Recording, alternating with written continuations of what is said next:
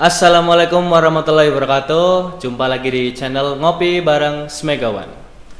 Untuk pertemuan kita pada hari ini, saya bersama Pak Jumari selaku Kepala Sekolah SMK Sugaya 1 Purwokerto akan menceritakan tentang gambaran SMK Sugaya 1 Purwokerto kedepannya seperti apa.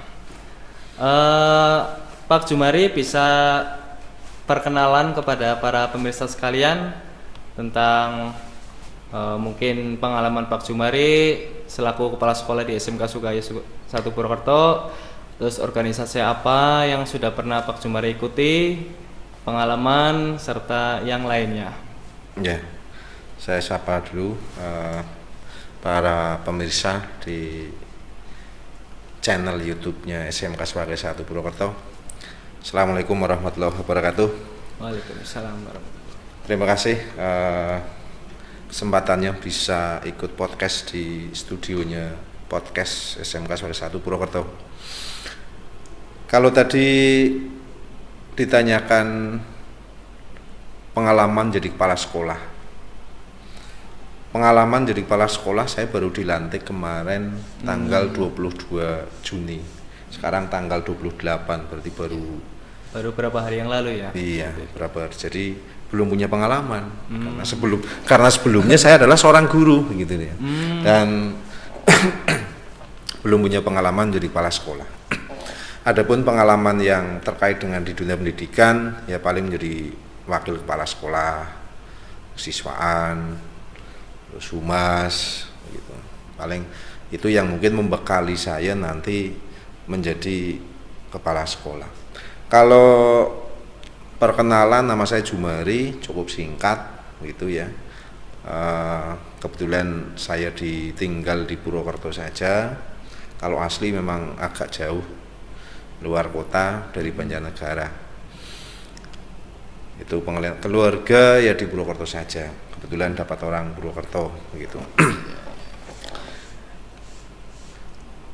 Gambaran ke depan dalam mengelola sekolah, bahwa sekolah harus berinovasi. Tidak bisa sekolah tidak inovasi karena era sekarang teknologi perubahannya sangat cepat sekali. Maka kita harus mengikuti tuntutan zaman. Ya, itu sudah menjadi tuntutan. Dan tuntutan kalau kita harus berubah. Kalau kita seperti ini terus begitu ya, kita akan ditinggal masa. Dan kita akan ditinggal semuanya, karena semuanya akan meninggalkan kita kalau kita tidak bisa berinovasi dalam hal apapun ya, dalam hal apapun. Sehingga ke depan visi saya di dalam mengelola SMK Sugaya 1 ini tentunya karena objeknya adalah siswa ya, kita akan menyiapkan peserta didik yang beriman dan bertakwa. Ini penting. Ini untuk urusan dunia dan akhirat. Tentunya berkompetensi, terus berjiwa wirausaha dan memiliki daya saing. Kita punya kompetensi, kita punya jiwa wirausaha, tapi kita tidak bisa bersaing. Kita tidak memiliki nilai lebih, maka kita akan menjadi orang yang kesekian.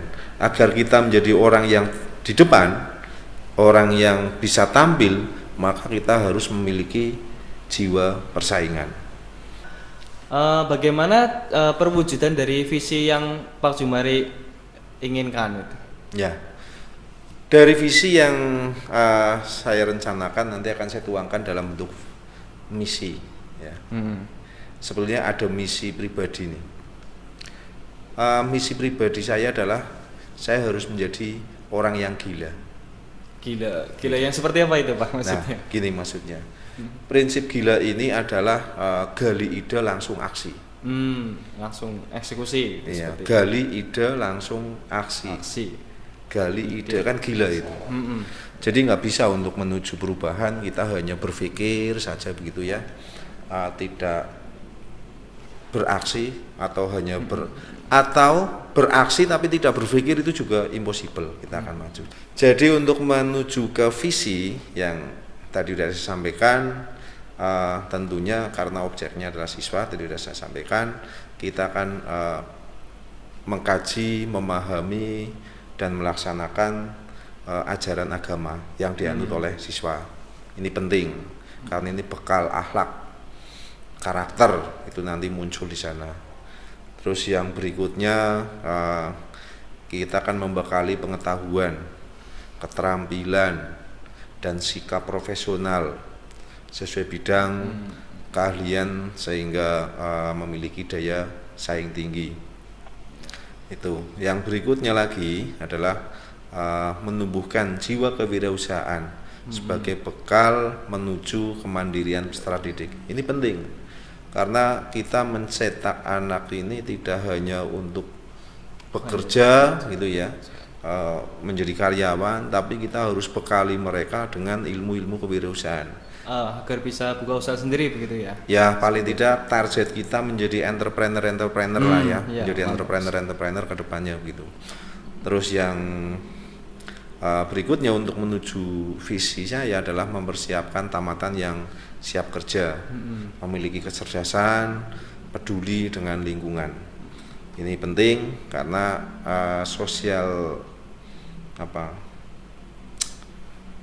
respon sosial seorang itu juga penting gitu ya.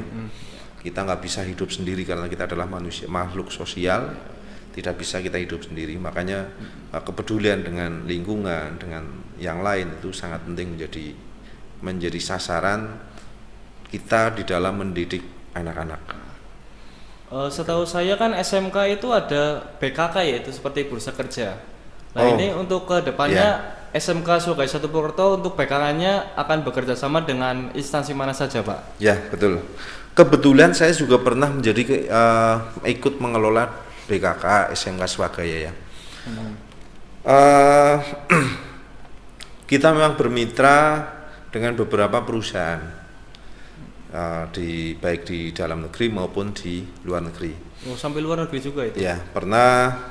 Bahkan saya pernah dapat reward jalan-jalan ke Singapura, Malaysia, Thailand gitu ya.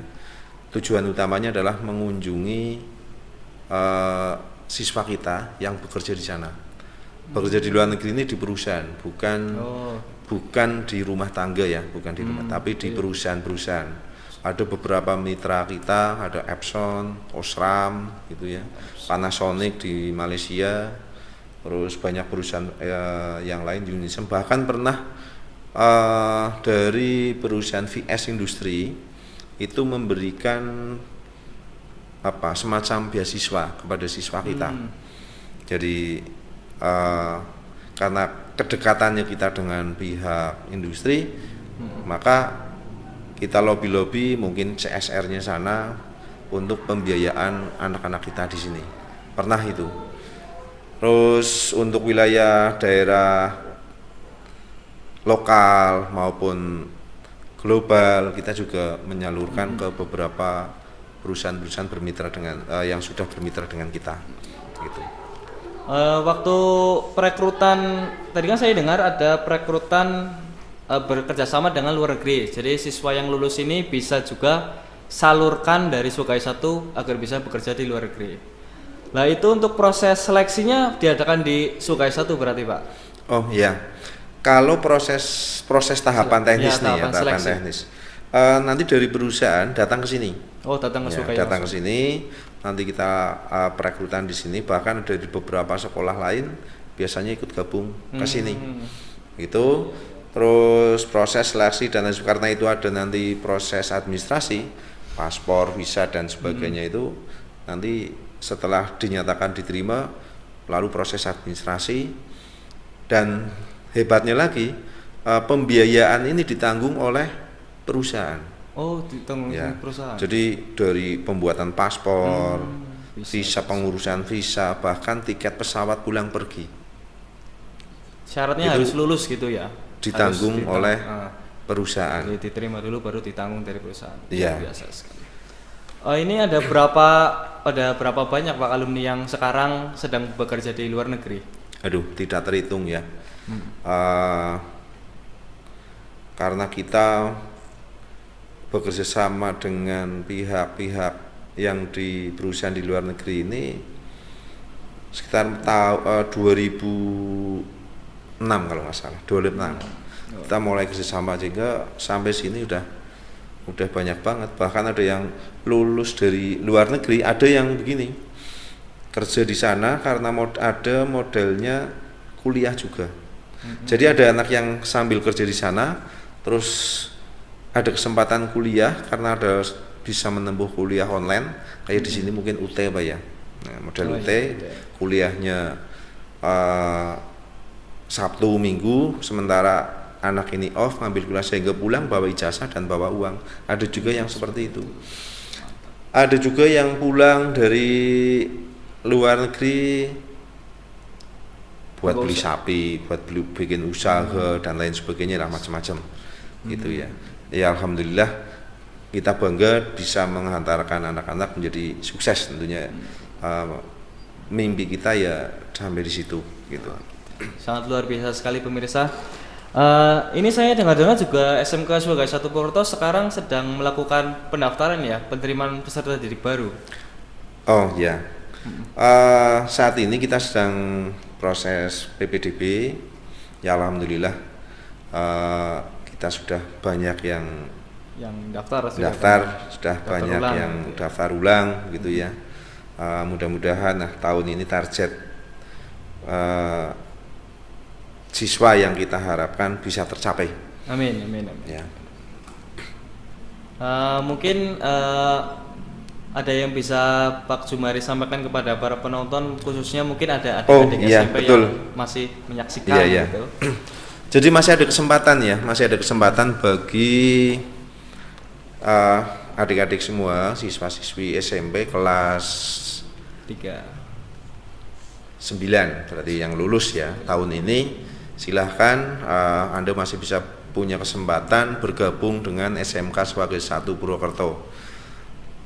Insya Allah kita akan profesional, selalu berinovasi, selalu berusaha mengembangkan bakat dan potensi siswa-siswa kita, agar nantinya lulusan-lulusan kita menjadi orang-orang yang hebat, menjadi orang-orang yang berbakat, tidak hanya sekedar lulusan.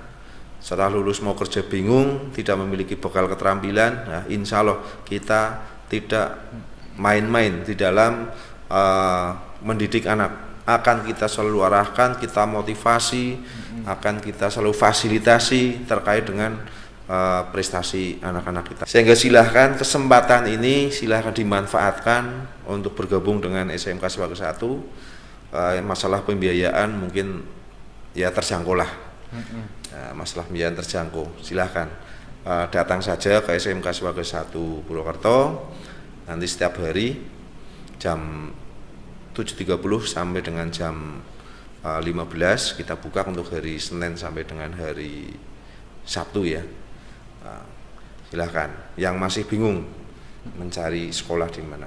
Nah, jadi SMK Swagai 1 Purwokerto kan sedang membuka pendaftaran. Nah ini kemungkinan kan pasti banyak calon peserta didik yang mungkin ingin tanya fasilitas apa sih yang ada di Swagaya yang kira-kira bisa menarik mereka agar bisa ke Swagaya, itu apa saja Pak? Bisa mungkin Bapak ceritakan?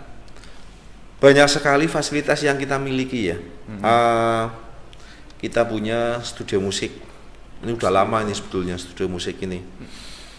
Memang ya karena pandemi ini kemarin siswa nggak masuk sehingga kegiatan-kegiatan ekskul itu banyak yang terhambat ya, terhenti ya, sehingga fasilitas-fasilitas yang kita miliki tahun kemarin tidak teroptimalkan.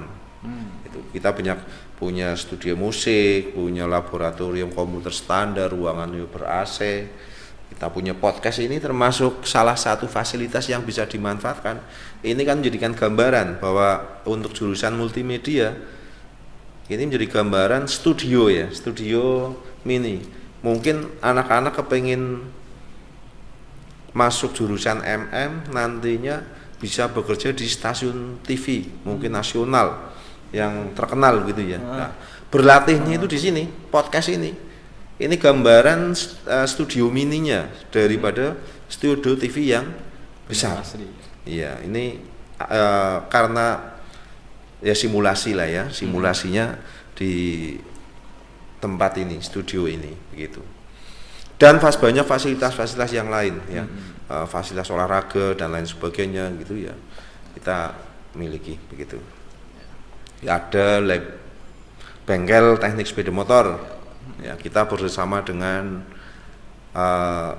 Honda, Ahas, dan baru saja ini anak tadi ijazah padahal belum keluar. Belum keluar ya. Ijazah belum keluar, masih ditulis sudah keterima di Sanjaya Ahas Sanjaya yang jalan Sudirman. Itu yang di sebelah timur. Luar biasa Itu sekali. ijazah belum keluar lagi ditulis, ini sudah diterima. Tadi anaknya baru ketemu mau menanyakan ijazah tapi sudah diterima di sana. Banyak sekali.